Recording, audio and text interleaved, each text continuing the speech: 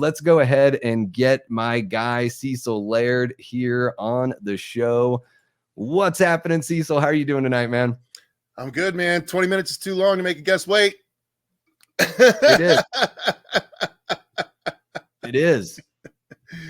It's one of the things that I got to figure out on the live show. That's why, at the beginning I was asking, should I just bring him on at the same time? And then you can just I think that would make the most sense because I can shut up, but at least feel like I'm involved. Yeah. Well, and then you just can bounce, especially if the two people have something in common. Or I was hoping to meet him anyway. I still haven't made a connection with him, so I was hoping you were going to do that, but nope. Oh, well, lesson learned. All right, guys, moving forward, we'll bring both the guests on at the same time. I'll be able to bounce that same question to both folks. Nobody has to wait. And honestly, Dice the knows. show. What's that? Sorry, Dice. Incorrect. Cecil cannot be quiet. Yeah, Dice isn't wrong. Well, and that way I just interrupted you, so clearly Dice. Oh no, you're fine. If you're interacting with the chat, I'll take it. That's totally cool. Always too much so. But yeah, I mean, that way it just, I think the show would probably run, not quite as long, so it would be, better for everybody, especially, when I do have people out from the East Coast on and they wait forever. But really appreciate you being patient with us. Oh yeah, man. Look, I wouldn't have said anything if I didn't love you and didn't think we could just have a little fun with it. That's all. Awesome. Well, yeah, man. So I gotta ask you, because I talked to Cole about it. All the stuff with the, people are speculating that now Lee Cronin is working on a Nightmare on Elm Street film just because there was a script with a scratched out title. We don't know that at all. I know but isn't it funny that that's what people say? That's what they fucking said about Blumhouse a year ago. They're like, oh, the Blumhouse is developing a Nightmare on Elm Street movie. We know. Nope, you were wrong. And no, it's the same thing. It's just a different day. Look, as someone that is not necessarily plugged into the franchise, but someone that is very much trying to get plugged into the franchise and is 117 pages into his effort of getting plugged into the franchise, there's nothing certain right now. The Lee Cronin thing is up in the air, but there was, I can't remember the exact example, but there was another director that had a secret Blumhouse project that ended up being something completely different. So it's just, Blumhouse is never going to say, nope, it's not Nightmare on Elm Street, because they're going to want people to continue to feed that monster. Yeah. So I personally don't think it's a Nightmare on Elm Street thing. But that could just be wishful thinking on my part as well. Yeah. I have a reason for not wanting it to be one. Yeah. Well, and I'm kind of right there with you, where for this, I mean, I'm like, well, I want Cecil to have his day here with this thing. I just wouldn't hold my breath, because it seems like, with Friday and with Nightmare on Elm Street, it's just I'm not going to believe anything until, they've full on done a video to talk about the movie that they're making. Because even with everything we got about Crystal Lake for however long that's been drawn out for, and then boom, it's just dead like that. So, we're living in an interesting era. Very much so. Very much so. But yeah, I'm working on something that hopefully someone in the chat brought up DNN2. Dice said only 117 pages. I'm at 117 pages, and I am about to start the final confrontation. So this first version of Dylan's New Nightmare 2 is going to probably end up at about 150 pages that I'm going to need to chop it down to a manageable 120 or so. But Alley Girl said, bring on DNN2. Can't wait. Thank you, Alley Girl. But yeah, there's I have a lot that I'm trying to accomplish with this script, and if Lee Cronin is making a Nightmare movie, that's going to throw a big wrench into the system. So I'm hoping that's not the case. Although Lee did a good job with Rise, right? So, but even though he did a good job, it's still my least favorite Evil Dead movie. So, me too. I just, I'll see what Lee is cooking. I'm just hoping it's not Nightmare.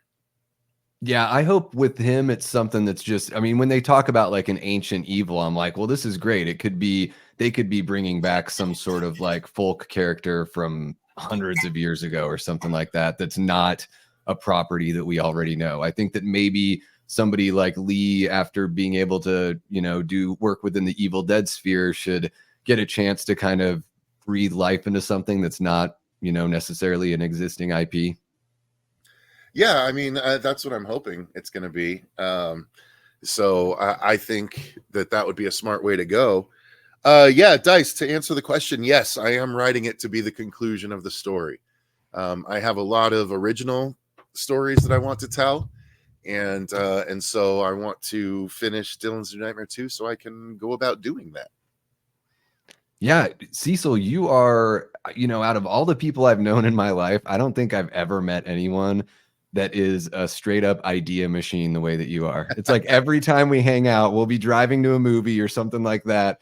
And Cecil will be like, all right, well, here are like the, you know, 17 irons I have in the fire right now. And it's like, oh my God. Like, and they're like, you know, well thought ideas. And I know where I want to take this and I know where I want to, it's just like, it's amazing. How do you keep, like, I mean, have you always been like, since you were a little kid, were you know, always creative in that sort of way? Or did you sort of like hit a stride at some point in your life where you're like, this is something that I like, I really want to do as far as screenwriting and storytelling. And I'm just going to get all these ideas kind of cooking, you know, all at once. I've always been someone that enjoyed telling stories. Like I always enjoyed the writing process if it was creative in school. My creative writing courses were always my favorite because I got to just have fun and do what I wanted. You know, I read a lot of comics growing up, starting when I turned 13 and Superman died. Well, 12 and Superman died, and I just followed comics ever since. And so I've always loved writing because it's a form of entertainment, right? My goal in life has always been to get a job where I can entertain people. Whether I'm writing, whether I'm directing, whether I'm acting, whatever it be, I just want to entertain people. But the writing and directing portion of it allows a bit more control and B, a bit more of me because it's my idea, it's my story, it's my script.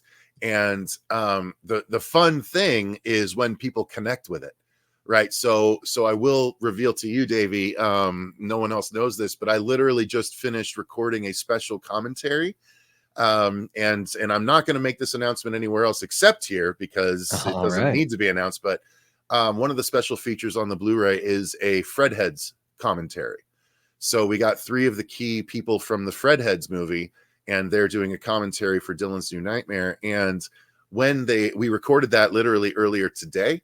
And when we were on the call, I let them know a few things that are occurring in my Dylan's New Nightmare 2 version 1 script, and they had some wonderful reactions. And to see their reactions as massive Freddy fans, I was like, okay, because I was thinking, I'm like, this is going to be awesome for Freddy fans. Freddy fans are going to love this conclusion if it happens. But this conclusion, this particular version, is very dependent on whether or not the studio makes it. I'm writing this as a very expensive version of the story, and then I have to write version 2, which is a more manageable version that we can film. But right now, I'm writing the ideal version, which also happens to be something else that Nightmare fans would really love to see. So the fact that 3 hardcore Freddy fans reacted the way they did to the things that I've got brewing in this script really made me happy and excited. So that's kind of why I ended up sticking with wanting to write, because of that reaction, right? Everyone's got a reason for it. And some people like money. Some people, I mean, comedians, right? They get on stage because they love the reaction. Yeah. Same thing with storytellers ultimately. And that's the thing. Like, I love the reaction we're getting for DNN and the desire for DNN 2. So I want to do right by these Freddy fans and make it the coolest fucking Freddy story I can imagine. And so, yeah, all of it just boils down to wanting to have fun while also wanting to entertain people at the same time. Yeah. And being able to, you know, play within that, you know, right now you're able to play in a sandbox that you know so well, being a fan. Yeah, no, that's the thing. it's funny because I didn't go into any of this, DNN 1 or 2, thinking like, oh man, I know Freddie inside and out. Like, if anyone's the expert, it's me. No, I'm sure there's a lot of people out there that know finer details and remember certain things better than me or whatever. But Nightmare were the movies that I watched repeatedly growing up. So I have them all committed to memory, essentially. And I just loved the idea of making a sequel to Wes Craven's New Nightmare and now expanding on that story that I started with DNN1. It just makes a lot of sense. But yeah, I mean, just being able to play in the world is a lot of fun as a writer and stuff. So I don't know. Sorry, I'm getting a little. No, you're. Hey, I'm trying to keep up on the comments too. So. Oh no, you're all good. I can share some of these as well. Yeah. So now that you have after doing the original Dylan's New Nightmare and then working on this on the sequel, are you more comfortable writing this time around? Like, everything that you kind of learned from the process of writing the first one, does it boost your confidence moving forward? That's actually a really great question, Davey. And that's not, I don't mean that to sound patronizing as it may have sounded.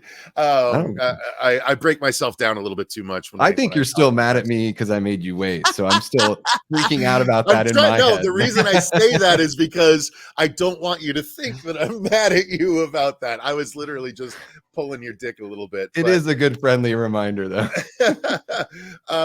So anyway, what was your question? Because I did have an honest answer to it. So, I know that the writing process for the first Dylan's New Nightmare, you had a little bit of extra time because of COVID, but like is there an added confidence, like a boost of that? Okay. Yeah.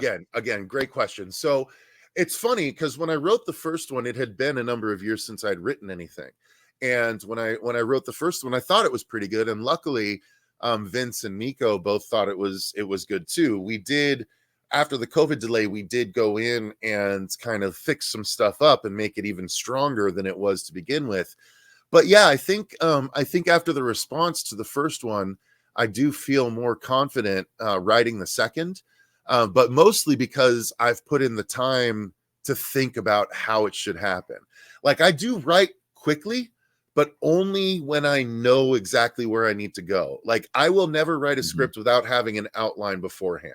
In this case, I didn't have a traditional outline in an outline format, but I did have 4 1/4 pages of single-spaced notes.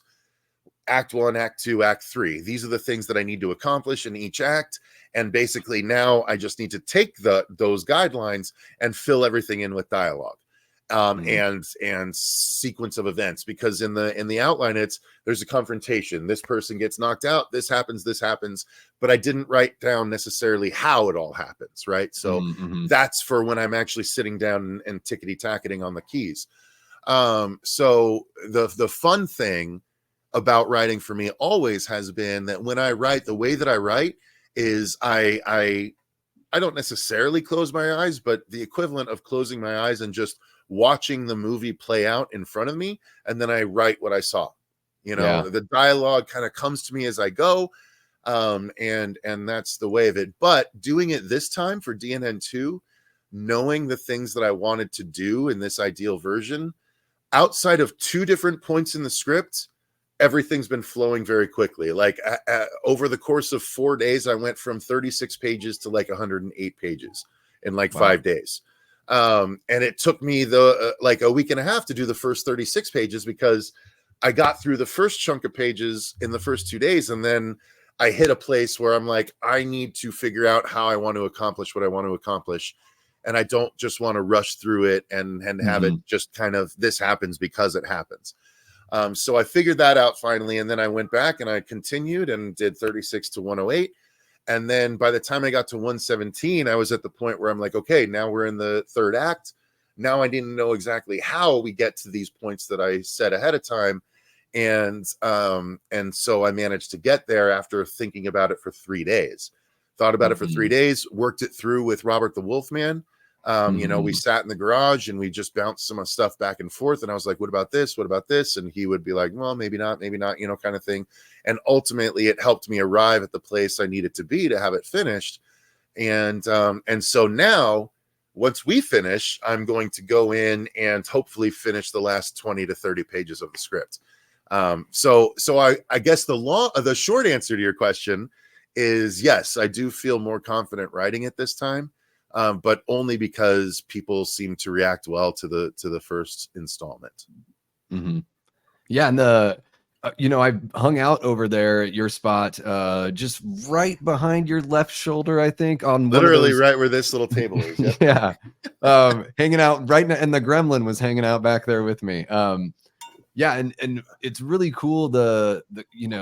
It seems like you're sort of fueled by having just activity around you instead of just I think sometimes when people write maybe people just the perception of writers is it's like the Stephen King character that sits in a room by themselves and is like all moody, and they write everything by them in solitude. But it is really cool because I bring a little something over to work on as well, and Robert's working on something, and it's really cool to just be like, hey, we're just all hanging out, like getting shit done and not being distracting creative. each other too much. Yeah. Yeah. No, I love together. that. Yeah, and I'm so glad that you came out to do it, and that's why I was like hoping we could do it again, because I knew I needed to finish this. And the way I work is I don't necessarily need to work with a group to get things done, but working with a group in the same room, I think everyone helps. The fact that Robert is painting miniatures here, and you're working on stuff for your show here, and I'm just writing here, we don't need to necessarily know or be involved in everything that we're doing, but the fact that we're all doing it together, for me, it's like the fact that you guys are here, I'm going to keep going. Whereas I may stop at some point and be like, okay, I'll finish this later. When other people are here and like it's stupid. Well, it's stupid to some people, I'll say, but I'm in my early 40s, and I'm a big believer of energy. And when everyone's creative energy is all kind of like flowing in the same room and like feeding on each other, I feel it only makes things better. It helps us focus. We get some good music going, some really cool movie scores, so we're not distracted by the words, but we get some good ambiance, and we put up we get the lighting going, even though we're not recording. We just get some cool mood lighting going, and it's just I just am a big believer in that, making it an atmosphere conducive to creativity. And when other people are there, I think it only helps. Even if you're not working on the same thing, the fact that you're all trying to be creative together, everyone feeds on that energy. I know Tyler probably feels the same way, because I know Tyler's a very creative dude, and he's helping with not only Batman Noir, but I am hoping he's going to help with Dylan's New Nightmare 2, and we're in the process of that. I need to send him a bit more information about something, but he's actually going to start working on something for Dylan's New Nightmare 2 awesome. That will be in either version of the movie that we end up doing. So yes, again, feeding on creative energy. Tyler reached out after DNN 2, and he's like, hey, I think I can help improve some of the special effects and stuff. And even though we didn't end up using it because everything was already kind of done and stuff, I very much appreciated the reach out and the demonstration of skill and the enthusiasm to be involved. It's like you, Davey. When you interviewed Vince and I at Gathering of the Ghouls, you were just getting started out and stuff, but I appreciated your enthusiasm so much that I was like, yo, let me bring this dude over, and we'll have him on the stream or on the show and stuff. And I want to try and support him how I can. But like, again, it's just feeding on positive creative energy.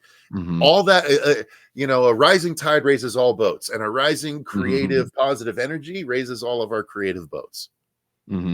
Yeah, and I totally agree with you, and I think it like kind of keeps you on task. Like if I were working on something at home, I'd find like any reason to like stand up and leave the room and go pet one of my cats or whatever, like just all the stuff that if you're working solo, you're like, oh yeah, it'll get done. And something that if you were hanging out with some buddies, just kind of keeping on task like the way that we are, you can pack in so much more meaningful time working on all of that. Absolutely. And Robert's saying he's currently in the garage opening Rexes. Yeah, we got 500 Rexes that appeared today, finally, from China. They showed up in 25 boxes. So We're going to be able to fulfill all the Rex perks from the campaign, and then we're going to have 300 extra Rexes to sell starting at Days of the Dead next weekend in Phoenix, where both Heather and Miko will be, so people can buy a Rex and then get it signed by both of them. It's very exciting. I did want to just point out Matt Conway art, just because it's apropos of what we're talking about. That's what I miss about not being in the studio anymore. Cecil is totally right. Again, that communal creative energy, one of my most favorite times. And I actually have a perfect example right here next to me. So I made this book with my friend David, who is producer Dave for the Horror Show channel. We made this entire comic strip book, and the entire time it was basically chasing Amy in real life, right? Where Holden and Banky are nose to nose with their desks, and one of them is drawing, the other is inking their work. And that's the way it was with Dave and I, except we were side by side. So Dave would draw the art, I would ink the art, we would write the pages together. And that sort of communal creativity, I just don't think there's a substitute for it personally. Yeah. Yeah, absolutely. There is something, I think you know, hit the nail on the head with just that, you feed off each other. And also, I think it's one of those things where it's like, the older you get, and maybe it's just me and that I've moved from place to place as I've, grown up, is that, you find it maybe more difficult to meet, friends that you have interests with, that you share interests with. And so I think there's something about doing that kind of creative work with your buddies where you're like, it also makes me feel like what I'm doing and what everyone's doing is more legitimate because we're doing it together. It just feels more real than trying to do something creative alone. And I coming from my musical background, sometimes you sit down and to write a song and everything spills out like all at once, but it's really awesome to be able to like bounce ideas off somebody, hear what direction they would take that song in, with any kind of creative endeavor like that. It's just always great to see, somebody might have like some insight or an idea that then propels, the rest of the idea that you're working on from there on out. That's exactly right. And that's what I say, producer Dave for a long time was my creative partner, and he still is. He just, we don't live together anymore. So forgive me, I got the hiccups all of a sudden. We don't live together anymore, but when we did a lot of these creative projects. And now that Robert comes over as often as he does, we do some stuff together. But shit, I forgot, what was the thing you said? Because it'll remind me of where I was going.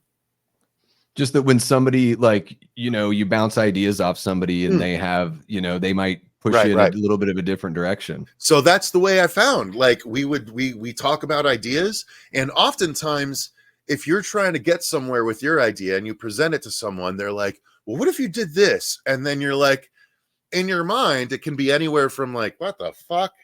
Why would you do that? All the way to, damn, that's not bad. But in any of those circumstances, you say, that's good. I don't think I'll use that, but it gives me this idea, which I think is awesome. So like there's so many times where producer Dave has said something like Bracer, the character that I want to make my own personal slasher.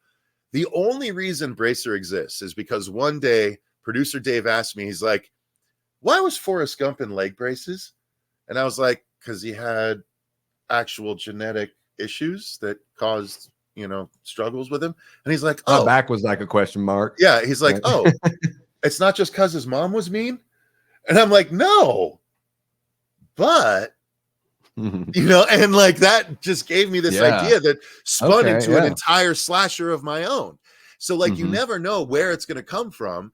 And you don't want to, like, working with people, that's the other reason. That's why I try and direct the way that I do. I'm a very collaborative director, where if I bring people on set, I will generally like, okay, guys, if you have ideas, like, let's not go overboard, right? Let's not hold up production. But if you have ideas, let me know, because we're all here to make the best product we can.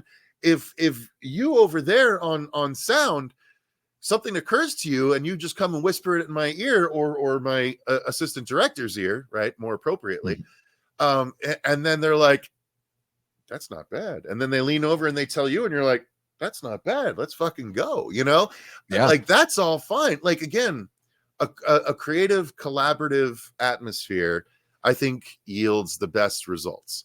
You know, a collaborative director, even if they don't end up taking anyone's opinion, if they're willing to listen and hear them out and then explain why they think their decision is the stronger decision, I think there's nothing wrong with that at all. Yeah, I mean, even like the directors that have their names so, you know, tightly attached where we just think that, you know, they're synonymous. Like you know, you think of Star Wars, you think of George Lucas, or, you know, what, we can even bring it back to the horror. You think of Halloween, you think John Carpenter, and it's like, yeah, but it's the teams that they had put together is why the movies are so magical. The best directors will say that. The best directors will say, look, it's not just me. If it wasn't for everyone else involved, we wouldn't have gotten what we got. Yeah, and I mean, even like with George Lucas, if it weren't for Ralph McQuarrie, what the hell would those movies have looked like? Like that. I mean, it seems like a lot of the imagination came from that part of the free production, is where, you know, all of those things that just wowed us like as kids, you know, that's where that came from. And George brought the story. But that's George, why directors of photography don't get enough credit. Yeah, stunt performers don't get enough credit, and directors of photography, I don't think get enough credit. You know, directors get most of the credit for the vision, but personally, I think that yes, directors of photography are there to help achieve the director's vision, but I think more directors than are willing to admit lean on their directors of photography to help create that vision. I don't mind saying, like, I did have a vision for Dylan's New Nightmare, but I don't mind saying that I leaned on Ben. Like, how best do you think it would be for, like, what's the best way to achieve what I'm going for here? And he'd be like, I think maybe we try this. And I'd be like, great. You know, but that's part of directing, right? You got to lean on the people that you put into the positions, because you got to trust them. You know, you don't want to put someone in a position that you don't trust to make that kind of decision. You know what I mean? Yeah. At some point you have to sort of take a little bit of a leap of faith on the idea that, like, well, I brought these people in to do a job and I have to let them do the job. Yep. Like, if 100%. You know, only if it's going to completely be the antithesis of my vision would I, you know, be a shit about it, you know, that kind of thing. Right. So I did want to get to, there were a couple questions. So Antonis had asked if there's going to be kills in DNN. Now, I know we can't give away specific spoilers. I mean, I would imagine there will be, Antonis, but I'll let Cecil answer the question. I'll give you 3 bits of semi-cryptic information. I'll say there's an homage. There's a delivery on a long promised kill. And then there's a fun little massacre. Nice. That's all I'll say. Fun little massacre. That sounds great. I love it. And then there was, I wanted to get to another one that popped up here. With high quality fan films like Never Hike Alone and It's Me Billy and Dylan's New Nightmare, what do you say to those who hate fan films and think they're a waste of time and not to be taken seriously? I think they've watched a few and haven't watched the quality ones. I think anyone that watches Never Hike Alone or Dylan's or It's Me Billy or even a few others, you know, the Halloween Inferno movies are pretty good. You know, there's some others out there, but if you watch those, it's hard to deny the quality. You know what I mean? And again, I do, it's one of those, if I do say so myself kind of things, you know, I fully admit that, but I purposely was striving to reach the levels of Never Hike Alone and It's Me Billy, considering I had both creators involved with Dylan's New Nightmare. So, you know, I wanted to make sure we were above the bar that they set. So I do think that these people, these naysayers, just haven't seen that high caliber version of fan films yet. You know what I mean? And even if they have, if they don't like it, fine. You know, they're not going to be for everyone. But the people that are willing to give them a shot, they'll usually be like, okay, I see what you're saying. You know what I mean? Yeah.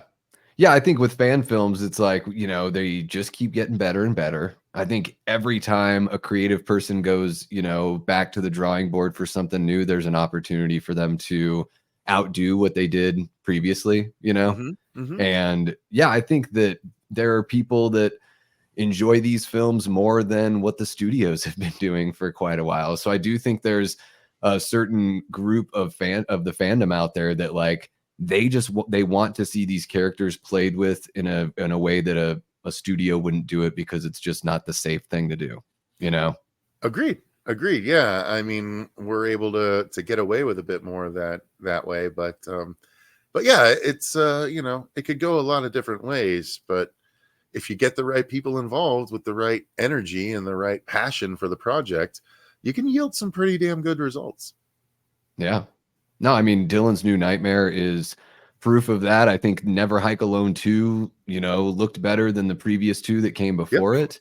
I think It's Me, Billy Chapter 2 looks like an improvement. You know, at least the little bit of the visuals we've seen and everything, the teaser, I think is looking even better than the first one as well. So, you know, it's getting tougher and tougher to decipher, you know, the difference between the final product. And that, I mean, that's the dream, right? So that's, as technology advances and as fans realize that, like, you know, well, as fans that understand story and all that start realizing, like, I could actually like do this, like I could put something together, you know, it's only going to get better. Like you said, the rising tide is going to, you know, lift all the boats. So, I don't know if I've met anyone that like hates fan films, but definitely, you know, I know there are people that like, oh, they won't cover them, or there's some people that poo-poo them for sure.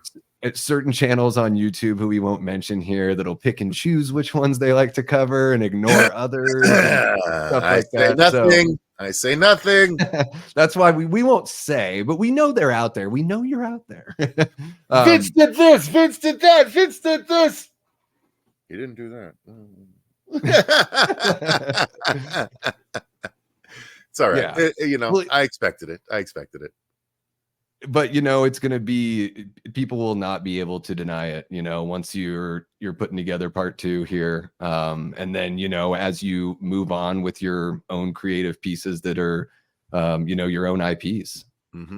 And you know, those might be happening sooner than people might like, sooner than the haters might like. So we'll see. Yeah. So is that something you can talk about at all, as far as like any other projects that you have cooking that you I can't anticipate? Yeah, I can't go deep into it, but there's another. So I have 3 full-length scripts. One of them is my own slasher that I am eventually going to try and get going, that I've already procured some good talent to help with it once we get there. But one of my other scripts is a lower budget, essentially single location thriller with a sci-fi twist that may be getting off the ground a little bit sooner than I was originally thinking. Again, I can't go into details, but stuff is in the works with certain people and certain companies, and pipelines are being developed, and we can just suffice it to say that one of my ideas is looking like it's going to be a part of said pipeline. Everything will be revealed when it can be, but yes, I do have original stuff that is in the works that hopefully will see the light of day sooner than later. Well, that's got to be really cool to have something original that just, I would imagine whoever you're, you know, been speaking with, you maybe throw out a few of your ideas and there's one of them that they're like, ooh, that one out of these few, like, I really like that one's got legs. Let's do it. So yeah, the slasher that I created, I did pitch to a very particular actor in hopes that they might be willing to play the slasher. And that actor, when I pitched them the rough idea at the table, that actor actually, I gave them my email. They emailed me a few days later, like, hey, I really liked your idea. Do you have a script I can read? And I was like, yeah, you know, I'm sorry. I just assumed you get scripts like that all the time. He's like, yeah, I get ideas pitched all the time, but not that many are as interesting as yours.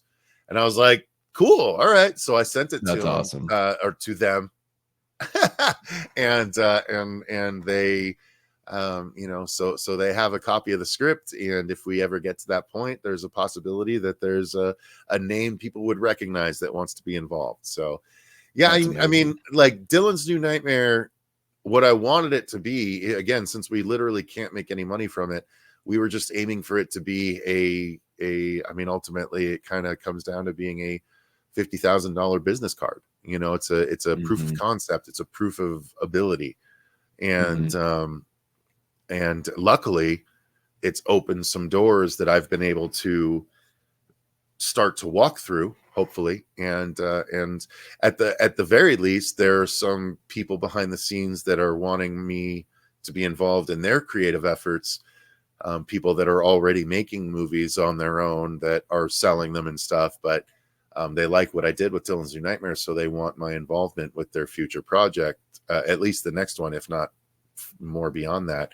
So like it's great, you know. Dylan's New Nightmare is kind of working out to be the proof of concept I wanted it to be. That's awesome, man. Yeah, and it's a great, like you said, it opens up some doors, and it's a $50,000 business card that you can like undo the locks like they used to do with credit cards in the movies back in the day. Hopefully so, yeah. Break in a little bit, yeah. That's the plan. Yeah. And you know I wanted to talk really quick too about you know, the horror show channel, because you have you know, an older show coming back. You're debuting some new shows here this summer. You've got very soon, you know, a show coming up with Dave McRae, who played Freddy in Dylan's New Nightmare. So that's got to be really exciting. That's going to be like you call it a morning zoo show. So yeah, we're putting together a few new shows for the channel. We did bring back Elevator Pitch about a week and a half, 2 weeks ago. Sledgehammer Horror, who obviously you just collaborated with, they were on as my guests / opponents, and they whooped me, as is SOP, standard operating procedure, for the guests of that show. But yeah, so we brought back Elevator Pitch. We're going to be doing a show, or I'm going to be doing a show with Luke from Confused Reviews. That's going to be a lot of fun. Luke is a hilarious individual. Yeah. I can't wait to get that going. Yes, I am doing a show with Dave McRae. That show has moved a bit towards the back burner just because Dave is hard at work finishing Billy 2. So we may not be able to start it until that's out and good to go. But that is intended to be sort of a crossover between a late night show and a morning zoo show, because whenever Dave and I get together on a stream, we just end up being wild and having fun, and it ends up being very morning zoo / late night show energy. So we're like, the last 5 times we've streamed together, we're like, we should just do a show. We should just do like a late show. And so I'm like, hey man, do you want to actually finally do this? He's like, yeah, let's do that. So once his schedule's cleared up, we will be doing that. And then the other new show, which actually starts 2 days from now, this Friday, and includes none other than Mr. Davey Deathray as one of the people contributing. We're doing Horror from the High Desert. So horror in the high desert is a big thing right now, especially on Shudder and Screambox kind of situation. It's a big subgenre of horror, and considering I know a lot of people doing horror content and more from Phoenix, aka the High Desert, I figured let's put a show together. So the show is going to be with Davey, myself, Jason Smith from Sinister Cinema Reviews, and Braden Timmons from the Braden Timmons channel. So yes, 4 people from the High Desert. And I think the goal is to eventually start rotating in other local creators as well. But yeah, it's so those are the shows we've got coming on the Horror Show channel, and I'm excited to get Horror from the High Desert going with you, Davey. Hell yeah. Yeah. It's going to be something totally new for me, because I've never done like a panel kind of show. It's usually just me, you know, talking to a camera or keeping guests waiting for 20 minutes. But it'll be really cool because, you know, I'm going to feel so bad when we hang up. I'm going to be like, oh shit, I fucked up his night. I'm just going to get a t-shirt that says it. Like, I'll make you, my name's Davey. I'll make you wait 20 minutes. No, no, man, you're cool. I appreciate good-natured ribbing. I think it's something that our society needs to bring back and welcome with open arms. But yeah, I watch a lot of shows where it's kind of like the, you know, handful of people talking heads kind of show. It'll be really cool to be a part of that, because it'll be something totally new. Yeah, for me.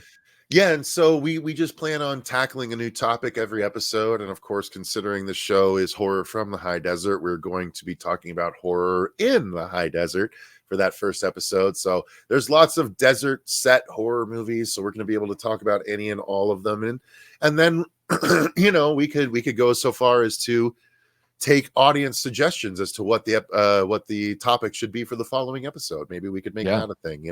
It's a brand new, it's in its nascent stages, and I just think it's going to be a lot of fun. Yeah, we're all opinionated dudes. Yeah, absolutely. We are. We've all got our little tastes that differentiate, and then tastes that overlap. And then, I think the idea of throwing that out to the audience, doing polls it's kind of fun. Like at first I was like, man, I'm going to put this poll out there and like, no one's going to participate because, I have a relatively small channel. And then I'd put out a poll and be like, oh my God, that got like the most interaction I've gotten in a really long time. That's great. The audience loves interaction. Yeah. So they're there for it for sure. Yeah. And I think that's one of the things that, as the channel's gone along here, I've moved a little bit more towards the live aspect because I really enjoy interacting with people. I mean, agreed. That's been one of the most fun things is just interacting with the live audience for sure. That's part of why I like Elevator Pitch so much, because not only is there interaction with the audience, but A, they have to provide a topic that we're going to pitch on, and B, they have to decide the winner of every episode. So I love that back and forth. And it's fun too, because every time I bring on someone new from another channel, they bring their audience with them, or at least a portion of it to watch. And like just like every other time, the most recent one, we had people, from Sledgehammer's channel that were like, this is a lot of fun. This is a great live show. This is so much fun. I want to make sure I watch more. I'm like, yeah, great. I love that. That's the wild thing about YouTube too, is because like I watch a whole bunch of different kind of stuff on YouTube.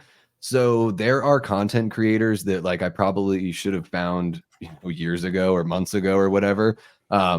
And then for whatever reason, you just stumble upon them, through something like that. Like I've been fortunate enough to, through those collaborations, same kind of thing, working with the Sledgehammer horror couple, and then having people jump on my live because they saw me over there. It's really awesome. I mean, the community, it has been so incredibly, supportive on YouTube. And I don't think like, I haven't had any interactions with anyone that's been like outright rude or anything. The content creators have been really supportive. Like obviously you don't have the personality that'll attract that. You don't. Well, just wait now. I keep it clean on here. No, but I mean, you took me under your wing early on, and who knows where this channel would be like without that, because it was just sort of like, it kind of helped me like figure out. Well, no, because I think it helped me figure out like, oh, this is like the way you can do things and approach things. And it was just cool to make a friend with somebody that, is in that similar kind of, has similar interests in doing similar kind of stuff. So, who knows? I'd probably be stuck at like 250 subs or something like that. But whatever, you'd soldier on. You'd be doing just fine. No. But no, I appreciate the kind words. Yeah, no, I mean, clearly you were a nice dude, and again, it's all about community in this. That's the funny thing, right? The horror genre is the most quote unquote fucked up genre, and yet the fan base for horror movies is some of the nicest, most loyal fucking people you'll find in any fandom. Like it's crazy how supportive the horror fandom is amongst each other, and I absolutely love that. So cultivating that is the smart way to go. And unfortunately, over the course of my 10 years on YouTube, I've gotten caught up in some fucking YouTube drama that just doesn't make sense. And so if there was one piece of advice I gave you, it was what? Don't get involved in YouTube drama, because it's just not worth it. It's just not worth it. Yeah, I try to, even if I'm like, is someone being confrontational with that comment? I'm like, I'm just gonna have fun with it. I can't like, and everyone is so sweet. Like I've been, at this point, I guess the more subs you get, the more likely it is that somebody's going to be like, you suck because you like Halloween Ends. And, and even though you told me that, Cecil, like, it's okay. We can still be friends. I can't help it. You like Ends. What am I going to do? Not say that? But, it is, I think you're dead on there with like how great the horror community is. and maybe like the further you dive into any sort of niche community, maybe that is found on some level, but it is really cool. Like, you know, coming from the world of punk rock, it was really similar. Like the people that show up to the shows are looking out for each other. They're really sweet, like regardless of how they look. And then you go to a horror convention and there's like a bunch of Art the Clowns walking around, but everyone's like the nicest person ever. So big, it's just big crossover between the two groups too. Like for love, sure. yeah, punk rockers are dope. Like that's the fun thing. Like I grew up and I fancied myself a social butterfly. Like I was able to kind of float between all the different groups, and I was able to kind of see the positives in them all. And it's just so nice when there's commonalities, and I just found that certain fandoms just are cooler and less judgy. Like the people so there is the occasional fan online that's like, you're not a true horror fan if you don't like blah blah blah blah. You know what I've never seen? That in person. Sure. I've never seen someone in person go, you're not a horror fan if blah blah blah. Because any horror fan in person that sees another horror fan, they're gonna fucking talk about the horror shit that they love. They're gonna say, oh, I saw you at this person's table. Isn't that fucking awesome what they did? And weren't they so fucking nice? And like, it's never gonna be the negative shit in person. You know, those people with negative opinions on horror online are just the trolls that only feel comfortable doing it online. In person, I just haven't seen that many horror trolls in person. Not even enough to even register, really. Yeah, and I think people would be way less likely to make it personal in line or in person rather than online, because online people just they'll say whatever. Like they'll call you a name for having a different no opinion, holds and it's barred, like because they know there's no consequences. There's no one to slap them down like there used to be 20 years ago. Exactly. Yeah, you can't just talk shit, and you know the phrase is talk shit get hit. You know, that's how that goes. we've outlawed bullying, and I'm not saying this is a bad thing, but bullying is what kept those fuckers in control, you know, unfortunately. So now you know, oh Jesus, it gets way crazier, you know. Lots of dumb people have been emboldened in this country, and it doesn't doesn't go great. But yeah, I mean, outside of all of that, the horror community is just a lovely island amongst the craziness. So do you think that maybe one of the reasons why, you know, you're saying there's similarities between, you know, the punk rock and the horror and all that stuff, do you think it's because those interests are fringe interests? So people that enjoy those things sort of feel like outsiders, even if they don't, you know, even if everything about them other than that is relatively normal. Like here I am, just some white dude, you know, but I'm like, oh, I feel like an outsider because I love punk rock and horror. Like, is that what it is that sort of, you know, makes those people more accepting and just a hell of a lot of fun to be around? Yeah, I think it's that commonality, you know, like everyone, even though they do something different, they all love the horror genre, and thus they're able to commiserate even amongst their different interests, because horror allows that, you know. And like, you know, people that are into punk rock can like this kind of horror. People that are into not punk rock, that are into different things, can like this kind of horror, but it's still horror, and they can find common ground amongst that. So yeah, I just think it's so funny. As bad as some people look at it, horror is a very unifying genre. Yeah. Well, and you know, I think as you know, as the world grows to be maybe like, you know, I guess more diverse, you could say, but just as people feel like that they you know, can let their voices be heard more, it seems like horror is you know, it's kind of come up as sort of this film genre where, you know, all sorts of different ideas can be represented, and characters, you know, even if they were more caricature, stereotypy back in the day, we're getting more fully realized characters that are just, you know, not necessarily all run of the mill. So there's definitely that kind of aspect that I see in horror too. I mean, it's a place where people come to sort of like celebrate the beautiful weirdos that we all are. No, agreed. It's a oh, excuse me, sorry, it's been a long day. It's not because I'm bored. No, it allows, you know, it's an outlet for those of us that don't necessarily have an outlet. And you know, it's a comfort space for a lot of people that can't find comfort in what's considered normal. You know what I mean? So I love that it's so many different things to so many different people, and yet it doesn't become reasons to like argue with each other. Like the differences within the horror genre don't cause conflict within the horror genre. The differences within the horror genre seem like they're accepted and moved beyond so much faster than in any other sort of societal group, because it's like, look, we may not like all the same stuff, but man, those kills were fucking cool, right? You know what I mean? And that's like there's very little out there that has that sort of commonality without a bunch of bullshit attached to it. You know what I mean? For sure. Unless you're on Twitter and you've fallen into the Scream Twitter. That's the only I don't know if you've seen Scream Twitter, but holy crap, Scream Twitter is crazy. I want to see what Scream Twitter is. Well, that's my own little thing. It's like some fandom is just crazy. You know, I thought Halloween fandom was the crazy ones, and then Scream kind of went nuts too. And now I'm like, oh, it's Halloween and Scream fandom. But it's just it's a younger generation that just hasn't learned how to regulate because they've been locked away from society due to COVID and stuff like that.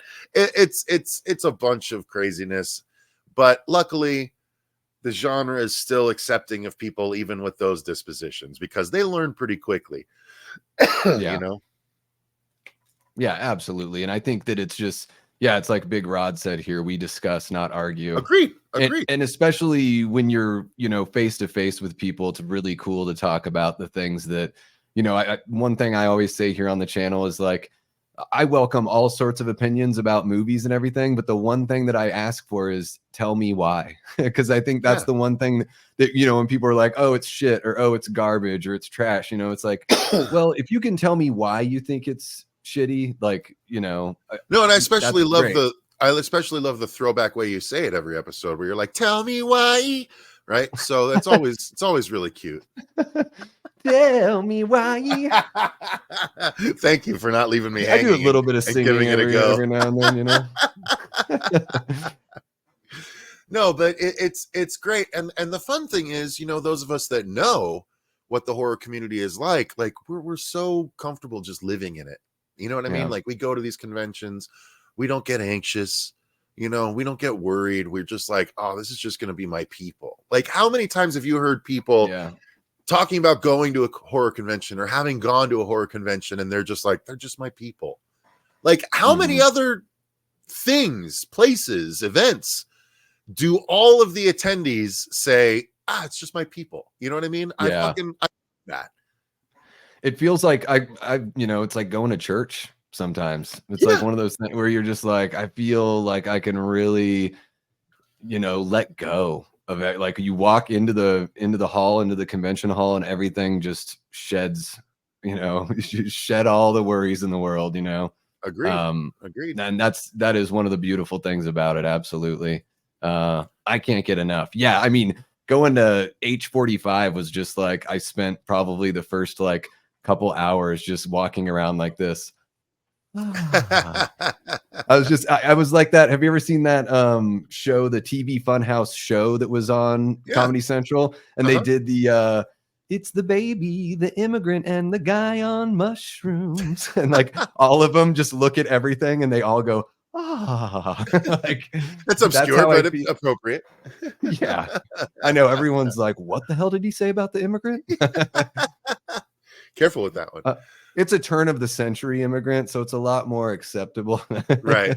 Yeah. The guy on mushrooms, I love that halfway through the skit, he has to put in more mushrooms.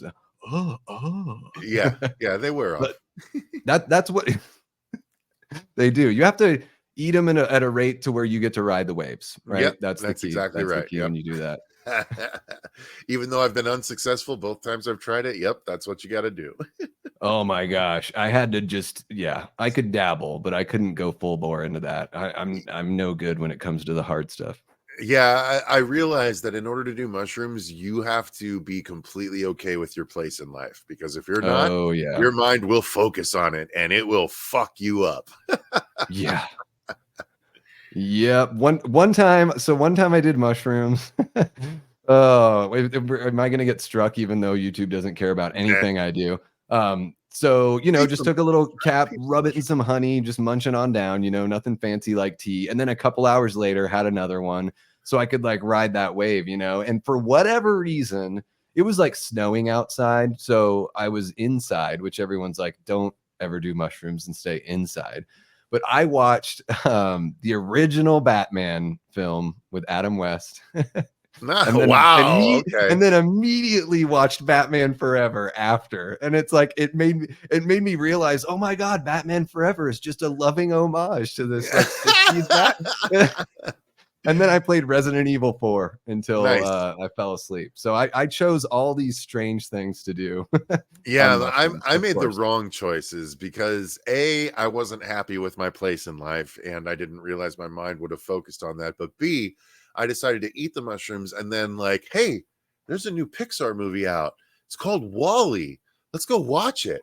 Oh. And then like I got through the previews and I looked over at producer Dave and I was like, I got to get out of here. And so I went out and we ended up, luckily I lived very close. So he was okay enough to drive us back to my house. And then he basically played video games on the couch while I laid on the couch and was just like, please just tell me everything's going to be okay. And he's just like, everything's going to be okay. And, so I never did it again because I'm still not completely satisfied with my place in life. And I know my mind would be like, fuck you. You're not happy, and that's what you're gonna focus on. You know what I mean?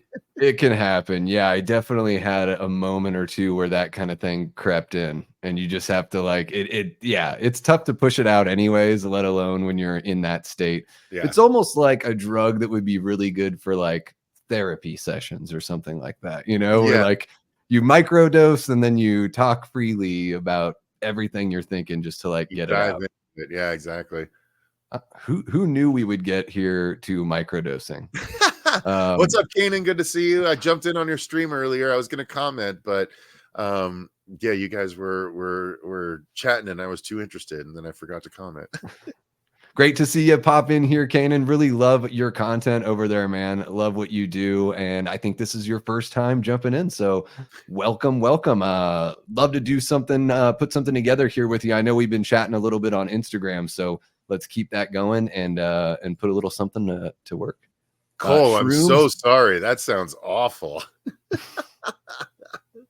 Shrooms, Blair Witch in a theater with a guy named Josh. Wow. That's hardcore. Yeah, now, which would be tougher, the first Blair Witch or watching the second Blair Witch on shrooms? Which would be I don't know. That second one is like a trip without the drugs. So my Wall-E experience was my second experience with shrooms. The first time it was with a bunch of my roommates, and we took shrooms and we went to go see the very first Lord of the Rings. Okay. At a midnight show when it first dropped, a 3-hour movie at a midnight show on mushrooms. When we got there, it turned out that the theater we were in had a broken AC and there was something wrong with the music track. So instead of like if the music was like it actually sounded like it was like for the whole movie with no AC. And I was on shrooms. Yeah, that's like a joke. Awful. It was the worst thing I've ever experienced. So yeah, I had 2 unfortunate experiences on shrooms, and thus I was like, never again. But on my way to watch the movie, I felt like I unlocked the secret of the universe, and I was like, oh my God, I've figured it all out. And then by the time I thought about it the next day, I was like, I don't remember what I figured out. Yeah. It's do you get really good sleep afterwards? Because the couple times I did it, I slept like a friggin' rock. Like I had never slept better. It's possible. I can't remember that particular portion of it, to be honest with you. It's so the AC unit breaking. What time of year was it? Were you guys sweating? It doesn't matter. It's Arizona. It's always hot. True. Yeah. But it was during this. Well, when did Lord of the Rings, the original, come out? Oh, it was December.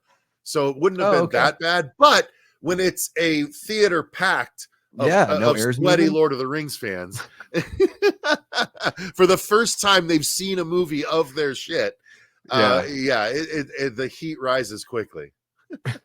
Everyone's like farting nervously. They're all like Cheeto fingers, hot flashes. Like, oh my god, I'm hard. It's Gandalf. You know, it's the ring wraiths from Harry Potter. Oh, yeah. I had an experience once where it was the total opposite. For a short amount of time, I lived in Bozeman, Montana, with some buddies that I played in a band with. We went and saw, gosh, what was it? The Matrix Reloaded. Is that the second one? Sure. Yeah, Revolution. Whatever. I only liked the first Matrix, really. And the friggin' heat broke. So we're in Bozeman, Montana. The heat broke, and it was like November when the movie came out. Mm-hmm. So they're like, here's some blankets, and people, this is Bozeman, Montana, like you're 5,000 feet elevation. So we're talking like you can see your breath, and you're like, I paid for this shit. I paid for the dreadlock twins to be fighting on a freeway for 15 minutes. What the hell is this? Mm-hmm. Wasn't this worth it? Matrix. It was perfect at the end of the first movie. That's where you end it. What are you doing trying to continue that story? It was perfect. Yeah, pretty much, basically. And then they did it again with the Matrix re-getting money, whatever that one was called. Yeah, because they already used Resurrection, right? So they couldn't use Resurrection. Well, no, I think it was Resurrection because they used Reloaded and Revolutions for the third one, and I think this one was Matrix Resurrected. Yeah, I'd rather watch Halloween Resurrection. You know what? People hate on that. I enjoyed that installment. Honestly, I like the reality show aspect and stuff. There's certain things that really work for me on that one. I don't hate it. I know there's I think The Mask sometimes looks really good, and you can't really say that about H2O, or at least I can't say that about H2O. Maybe Barry can say that about H2O. Barry will say whatever he wants to cause havoc in the chat. He'll be like, it's Stan Winston made that mask. Jesus Christ himself made that mask. Yeah, basically. And it's like, doesn't mean that everything Stan does is great, but no. Yeah, basically. Yeah. Oh, wow. So we went from, talking about going to church to talking about microdosing shrooms. Little all over the place, Yeah. What a fun chat, though. What a fun chat. For sure. I don't think there's anything else I wanted to bug you about, but is there anything else you've got going on that you want to let people know about here in the chat? Just that, I'm on page 117 of Dylan's New Nightmare 2, the ideal version of the script, which may or may not be the final version, but it's it's an important version, I'll say that much. So having fun with that, and getting these new shows going. Very excited about Horror from the High Desert in 2 days. So make sure you guys come in and subscribe to my channel, so that way you can see Davey yet again in just 2 days from now. Yeah, I'm like a really bad rash. You just can't get rid of him. Can't get rid of him. It's like alligator's blood for any round. There was like a little Gotham Noir meeting or something, and Vin was like, Davey, were you there for Dylan's New Nightmare? And I'm like, no, I mean, I absolutely wasn't. I didn't know you guys until after. And he's like, I don't know, for whatever reason, it all blends. It's like you were there the whole time. I'm like, Vince, I'm like the rash you can't get rid of. Yeah, I'm hoping I can still help out with Gotham Noir in some way. But at the very least, maybe I can do something with Chris and I did talk, and he's interested in perhaps helping out with DNN 2 if it happens and stuff. So hopefully we'll get to work on something together soon. Yeah, I mean, I think there's, it's still in, pre-production right now, so there's still room for, all sorts of help. I'm happy to help however I can. I really wanted to help on the script side of things. Well, not to write it or whatever, but just take a look at it, just because I have been collecting Batman comics for the last 30 years. So I definitely have a perspective that might be valuable. But it's not my movie. So that's just the Batman fan in me wanting to find out what the story is early. No, for sure. Yeah. And I think that, yeah, I mean, I think that, you know, when we're in this stage of making the movie, it's sort of like, you know, let's get all this stuff hammered out right now, you know, before we're, you know, obviously before you go to camera, but like, this is the time to get all the ideas out there, you know, and not wait until you're shooting and be like, gosh, if only we had taken another look at this thing, you know? Yeah. And that is one thing that I kind of wanted to talk to you about, because you had mentioned collecting comics earlier. You've got a whole storage unit filled with thousands, I would imagine, thousands of comics at this point. I've got over 90 long boxes full at this point, and you can fit 300 to 400 bagged and boarded comics in every long box. So when you multiply that together, it's definitely multiple thousands of comics. And probably 4 of those long boxes alone are Batman comics, because I've been collecting Batman literally since Bane broke his back in Nightfall. So I have every Batman comic since then, including a lot, most if not all of the mini series that have been going on along the way. So yeah, I'm a huge Batman fan, and I mean, considering I'm a huge horror fan, and Batman Noir is a fucking horror Batman story, I'm like, God damn it, let me look at the script. I need to see it. I can help. Maybe I can pull some strings. I mean, I didn't know that you were, you know, interested in that regard. So, oh my God, so much so. And that's, you know, the story side of things that's why I actually sent Chris a message earlier asking, hey, if there was going to be a Superman movie, are you thinking it'd be a short or a full-length feature just like Noir? Because I want to get ahead of the game and just write an idea and see how they react to it, because with the Reeve-like costume, I think there's such a room on the market right now for what I call kind of like nice guy Superman, like the actual Superman character that's supposed to be the way he is. And I think Chris could really embody it, and I have ideas of how it could happen. So like, you know, I'll get writing on that if I can't get in on the writing of Noir. Yeah, and he looks amazing in that suit. There's something about that suit that it's like blue jeans and a t-shirt. Like, it's just never going to go out of style, that Reeve suit. Yeah, no, I agree. And certainly that whole, I'm right there with you as far as Superman. Like, I like it when Superman's kind of like predictably wholesome, you know, like, I got nothing wrong with that. There's a comic that came out recently written by Joshua Williamson, rather, the current writer of Superman, and he just had like 2 splash pages in a row before Superman went to the plot or whatever. Like, he just flew by a baseball game and just like high-fived a kid fan, you know, that was cheering and stuff. Just like little things that Superman would do that no one fucking depicts, because like, I don't know why. Like, it's the equivalent of saving the cat. It's just Superman being Superman, the Boy Scout. He's the Boy Scout. He loves America. He loves humanity. Like let him love things. Like, let him smile, for fuck's sake, Zack Snyder. You know what I mean? Like, that's where I feel about it. And so I think Chris could very much be the guy smiley Superman that I think the world deserves, honestly. Yeah, I always see him as like the saturated, like all the goodness of Americana, like saturated, you know, 100% is. And that's why the whole Red Sun thing is such an interesting idea, because it just plays on, you know, Superman is just a product of where he grew up. And, you know, and he grew up in. You're talking about the Superman Red Sun Elseworld story written by Mark Miller that was 3 issues and so amazing, right? Yes. I am a fan, sir, is what I'm saying. But yeah, it's cool because it totally gives you this. It's like, oh, well, he certainly is a product of where he was raised. That's what that Elsewhere story confirms, you know? So Elseworld.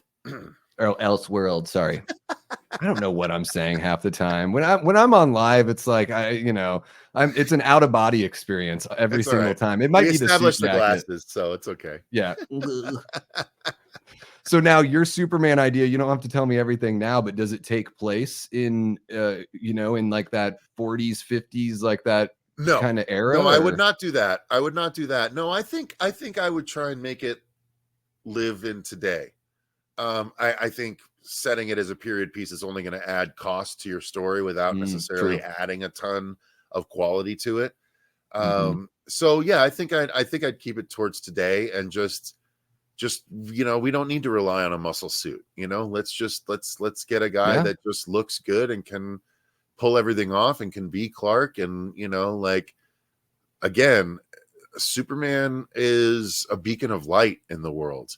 He needs to be treated as such. I fucking hated the Snyderverse so much simply because it was built on the idea of dark Superman, and I fucking hated that. I always looked at Man of Steel as an Elseworlds movie because that's the only way I could not want to piss on it every single night before I go to bed. Yeah, I mean, it definitely feels like it, right? And it's like, it's one of those things too where it's like, I get why they made it, because it's like, you want to have some different perspective on a familiar character, and you can always go back to that original interpretation. You can always, I mean, I felt like Superman Returns was just so like boring. And well, you made him a creepy stalker, first off, and you made the bad guy a fucking real estate broker, and you made the ultimate final villain a goddamn kryptonite island. How many missteps can you make in one movie? That's a lot. This is great because I fucking hate Superman Returns. It's one of the worst movies I've ever, big production, big studio films I've ever seen. There are a couple of moments in there. I'm not even the fan that you are, Cecil, but I could only imagine what you would be thinking as Superman lands on Kryptonite Island. Because if it really was Kryptonite Island, he'd probably just fall in the ocean right before getting there and then drown underneath it. Not only that, but then they shove the kryptonite in his side, kick him over. He still picks up Kryptonite Island. How's he picking up Kryptonite Island? He's not. And then they cut his suit in the hospital, and I'm like, now you're really pissing me off here. Yeah, dude. So there were two good moments in that entire movie: the bullet in the eye, which was amazing for marketing, and then, in my opinion, the one moment where some shit's going on in the city and something blows up and debris falls and Superman is just flying. I think they nailed the flying because all you hear is the cape whipping in the wind. Like it's silent except for the cape whipping in the wind, which is what it would be. But the debris falls and Superman turns onto his back and just does a wide fucking heat beam that just vaporizes all the debris before it hits anyone below. That cool shit was really fucking cool. That's Superman shit. So like they had a couple moments where they were like, that nails Superman. And then the rest was like, who the fuck is this? Like, this is Super Stalker. Like, what the fuck? It was odd. Yeah. And I do think, Cole says he big fan of Brandon Routh's soups. I don't think, I would never fault Brandon Routh. I thought he looked good in the part and all that stuff. And as far as I think he was, and I think he was mostly doing modeling work before landing that role. And I think that his acting is, as far as I can remember, is not a problem when I think about that movie. I felt like Kevin Spacey was pretty distracting. I liked him as Lex. I liked him as Lex. I just thought they gave him shit to do as Lex. Yeah, he has the same. It's the same idea from the very first Superman movie. It's, I'm going to create real estate and I'm going to own the land. And it's just like, man. No, Lex's problem is he's the best man he knows until Superman shows up. And he's an alien and he's better. And Lex fucking hates him for that. And that's what Lex Luthor is. Lex Luthor is a petty bitch with a ton of power and money. Yeah. And like, that's what makes it fun. Because Superman has a ton of power, but not in the same way Lex does. So their butting of heads, it can be so good. I'm actually quite excited for the Gunn DCU. I really, really am. I think Gunn gets it. He's posted a number of comic panels from comics that I love that are just the moments that I'm talking about, the super moments where he's just being a Superman and not Superman. You know what I mean? Yeah. So I think him. Gunn gets it.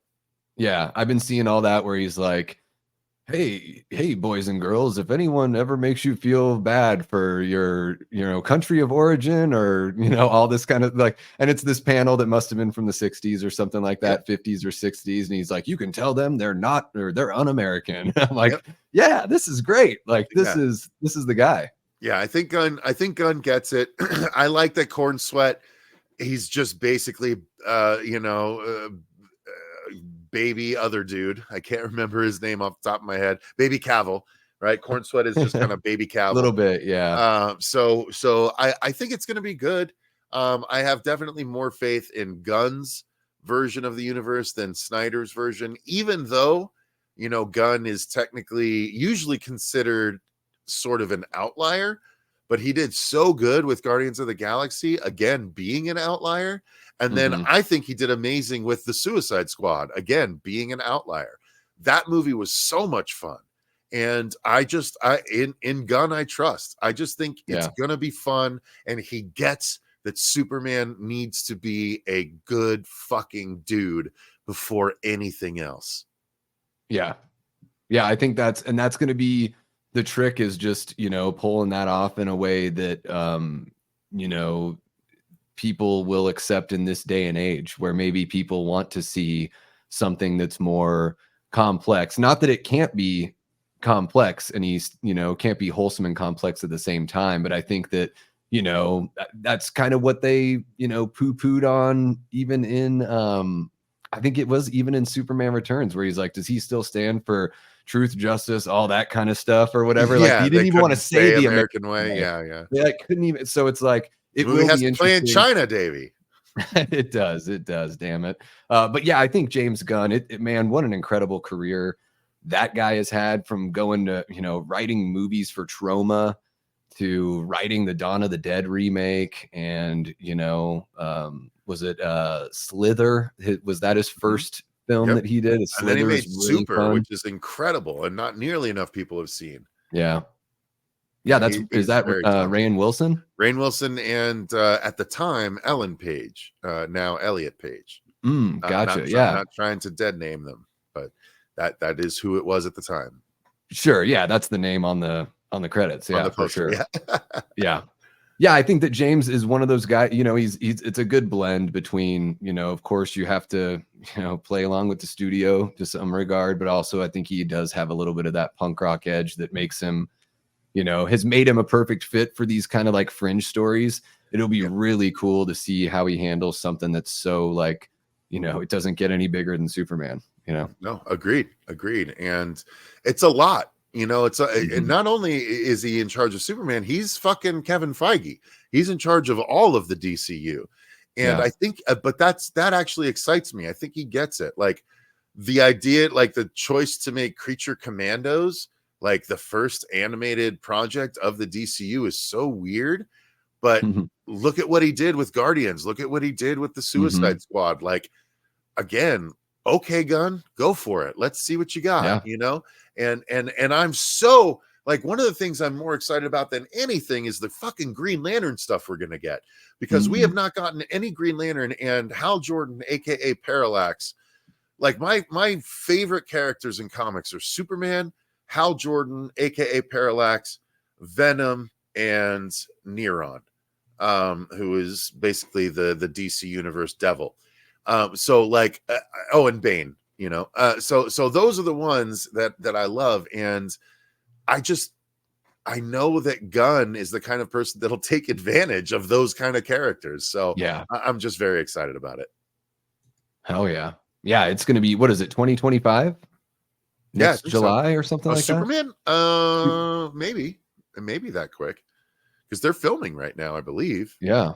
What do you think of that suit? I thought it looked sort of, that one shot they showed, it was odd. It looked a little bunchy on the shoulders, but it's tough to tell until you see him in action, right? I didn't mind it. It's the Earth 1 suit with trunks.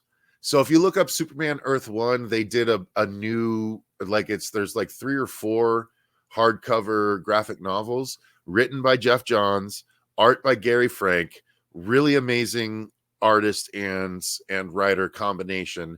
But that suit is very much the Earth 1 suit, with including the collar kind of thing. But it has trunks in the Earth 1 suit. I don't Maybe the Earth One suit does have the red trunks. Anyway, it's the most like the Earth One suit. I think giving the shot in the position that he was in, putting on his boots, I think that was the mistake. I didn't mind it because, yes, Superman has to do that. But generally, yes, when he's suiting up, it's very quick and he wouldn't be doing it sitting down like that. You know what I mean? We're probably not going to see that in the movie. Right. So like for promotional purposes, it's fine. I didn't have the issue everyone else did. But at the same time, I'm like, that's not probably how it would go down. Yeah. But I'm okay with it. The suit looks great. I think the suit looks dope. Yeah. Yeah, he looks like a good fit for the role too. I've never even seen the actor in anything. I've never even heard of him before this. So, but he's got the look, and like as long as they let him fucking smile, unlike Cavill, then I'll be happy. Now, do you think they'll do something fun, like have him play the baseball game with the one kid? And I really hope so. Like that's the shit that matters. I think Gunn will. If he doesn't, you put that in your movie. Oh, 100%. Oh, I'm going to put stuff like that in the one I write anyway, because that's fucking Superman. You know what I mean? Like that's just the way of it. Those are the moments that I love. I've been reading Superman since he died in 1992. And there's so many instances where he would, there was one episode or one issue that was strictly about a dude that once did a crime that Superman saved during the crime because he was going to die, and he promised Superman he would live his life on the straight and narrow, and Superman has literally just checked in with him every 5 years, and they get together at a coffee shop and have a conversation every 5 years or so, and Superman sees just what this dude has made of his life because Superman saved him and gave him a chance to be better rather than throwing him into prison. And like that's the fucking Superman that no one sees in these goddamn movies. So that's the stuff I want to see, and that's the stuff I believe Gunn will deliver to us. That sounds amazing. That sounds like the kind of thing that would be refreshing to see. You know, he can still handle the big bad and all that stuff, but it would be cool to see, you know, how he would affect the lives of, you know, everyone as a whole, but also, you know, individuals on top of that. Yep. Absolutely. 100%. Well, shoot. Holy cow, Cecil. We've been talking for quite a while here. We might as well wrap things up. I could probably talk to you forever. You know how I appreciate it, man. And again, I'm sorry for giving you shit right out of the gate. I couldn't help it. It's going to keep me up all night. Good. Well, thank you so much, man. I've had a blast having you on the show here. I know we'll probably have you on, you know, hopefully numerous times down the line here. You know, just as long as I can keep it up. Let's see how it treats me here. But yeah, looking forward to hopping on with you, Braden, and Jason on Friday as well, so we can talk some horror in the high desert on Horror from the High Desert. Indeedy, sir. Yeah, I'm very excited. Thank you again for having me on. It's always a great time chatting with you, Davey. Awesome. Thank you so much, Cecil. And you guys can check out Cecil's, you can check out his social medias and the links in the description below. You can check out the Horror Show channel. I also put a link for Dylan's new Nightmare in the description below for anyone that hasn't seen it, or if you just want to watch it again. Because there's a little bit of an age restriction there when you look it up. So just click that link, go right to it. Yeah, I didn't mean to bring up any, you know, we're going to be putting up an edited version eventually. So hopefully there will be a version that's not age restricted soon, but we'll see. Yeah. Well, you guys are on the cusp of a couple 100,000 views. So share that link, get it out there. Hey, man, I tell you what, I celebrated when I got my first video that was 1,000 views, and it was just the reaction to the Crow trailer. Everyone hated. I get it. It's so frustrating because we got to 100,000 in the first 5 days, and then we got age restricted, and so we've gotten like 88,000 in the months and months since as a result. It's so frustrating. I hate you. Yeah, that is frustrating. Well, I mean, the picture is a fine film, so everyone go and watch it again. And Cecil, thank you so much. Have a great rest of your night, and I'll see you here in less than 48 hours. Oh shit, you're right. Yep, sounds good, brother. We'll see you then. All right, take care. All right, later, man.